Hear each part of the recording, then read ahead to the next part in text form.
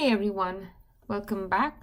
So in this video, we shall take a look at bivariate or distributions of two continuous random variables, right? So in the previous video, we saw how to calculate or how to write probabilities or distributions of bivariate discrete variables. And we shall look at bivariate continuous variables in this video. So just a quick reminder. So two variables are jointly continuous if their CDF or the joint CDF is continuous in both the arguments, right? So now we know the condition for which we can assume that we have two jointly continuous variables. So instead of always saying that the variables are jointly continuous, I will just say that the two variables are continuous. So this means that they're jointly continuous, right?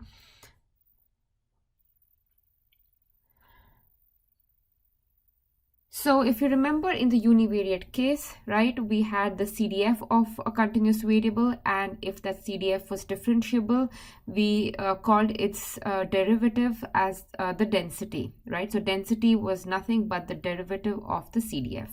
So if you remember, so if I have just a single variable, right, f of y is just, or say the derivative is the density, right?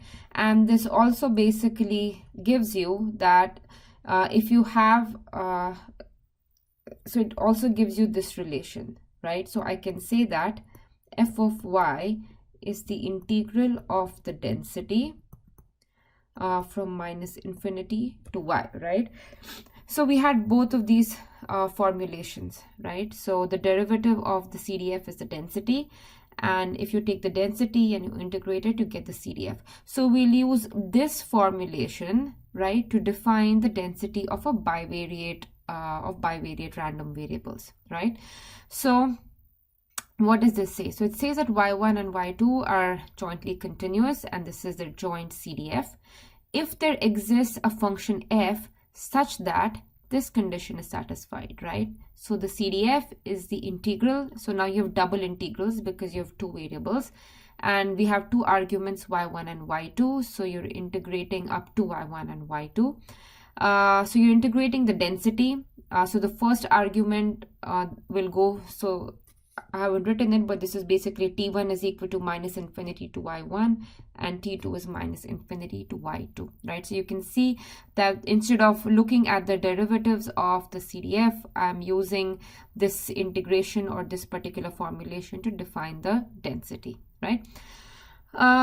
So this function f is called as the joint probability density function, or the joint density function, right?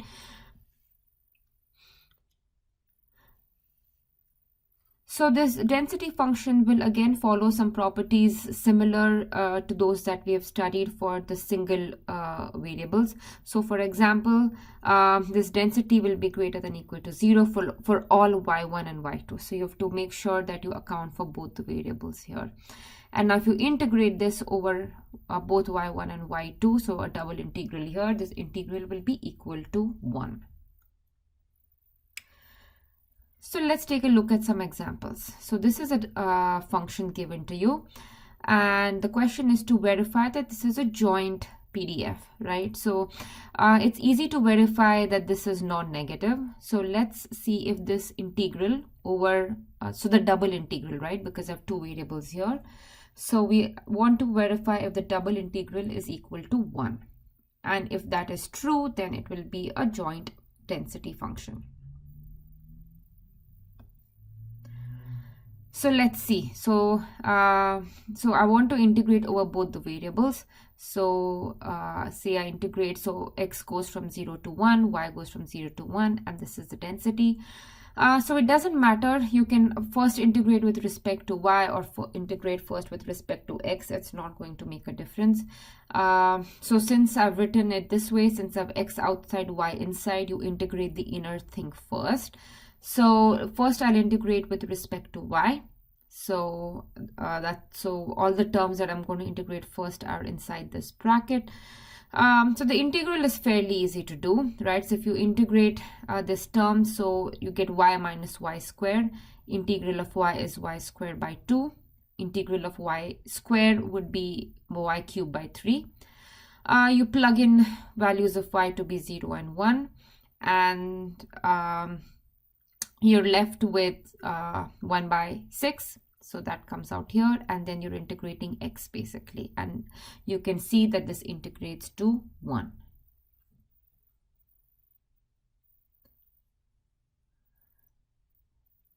So here is another variable. So this is slightly more complex. This is another problem, and this is slightly more complicated than the previous one, right? So in this problem, f is given to be a density, and the question is to find, so this density is equal to some constant, and we want to find the value of this constant, right? So we want this c such that this f tends to be a or f turns out to be a density function, and x is positive, y is positive, and we have this additional restraint, right, that x plus y has to be less than 2.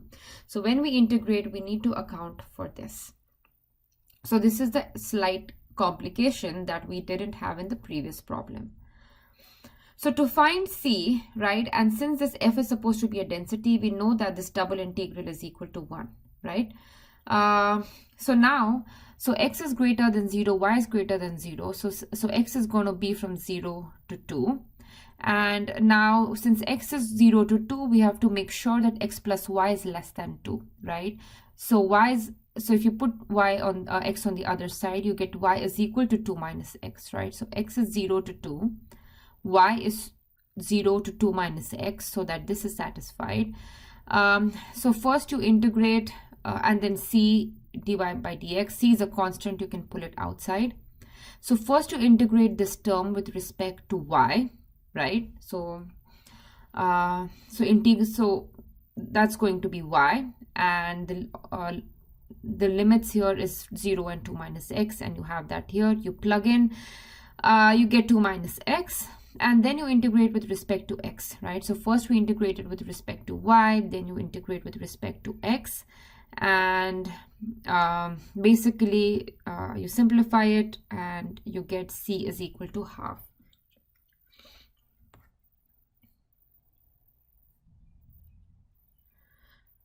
So just, so before I proceed, just for clarity, right? So here it doesn't matter really which variable we start with first, right? So for example, we could have easily integrated this with respect to y, and then with respect to x, or y outside and x inside. So swap the order of integrals.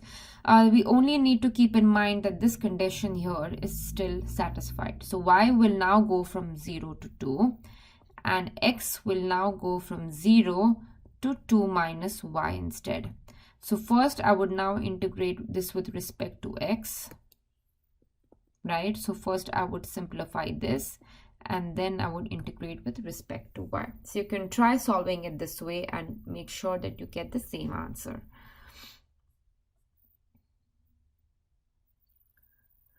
So here is another problem. So this is the density. And x and y are both positive, and we need to find the area of this region, right? So we know that to find the area of this region, we have to integrate the density dx dy over this region, right? So we need to make sure, so basically x plus y less than equal to 1. We need to make sure that this condition is satisfied.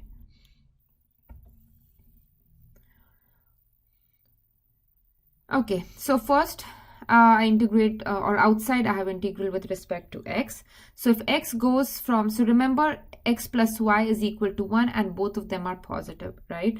So x cannot take a value greater, so the lowest value x can take is 0, and the largest value x can take is 1, right? Because their sum has to be less than 1. So if x goes from 0 to 1, the smallest value y has to take is 0. That's because this is the given condition. And the largest value it can take is 1 minus x, right? Because the sum has to be less than or equal to 1. And now you do the integration. So first to integrate this, you can split e raised to minus x plus y as this product. Then you first integrate with respect to y, you simplify that, and then you integrate with respect to x. So the steps are fairly straightforward. It's routine integration, so I won't get into the details of it, but to make sure that you're able to understand or each step or get this final answer, right? So in this problem, I had integral with respect to x and then y, and here I'll again just so that this is clear, I'll interchange the order of integration. So first I'm integrating with respect to y. Again, the smallest value y can take is 0. The largest value it can take is 1. So I have 1 here. And the smallest value x can take is 0. And the largest value it can take is 1 minus y, right? So now you integrate with respect to x first, right? And then with respect to y, right? Because this integral, this inner integral is over x, so you integrate with respect to x first. And then you simplify, you'll see that you get the same answer, right? So in this video, we saw how to, or we looked at the densities of variables that are jointly continuous. This you also had saw a little bit about how to do integrals over multiple variables. And one of the important points is you can interchange the order of integration, but you need to be a bit careful about these limits of integration. So that's all for this video. I'll see you in the next one. Bye.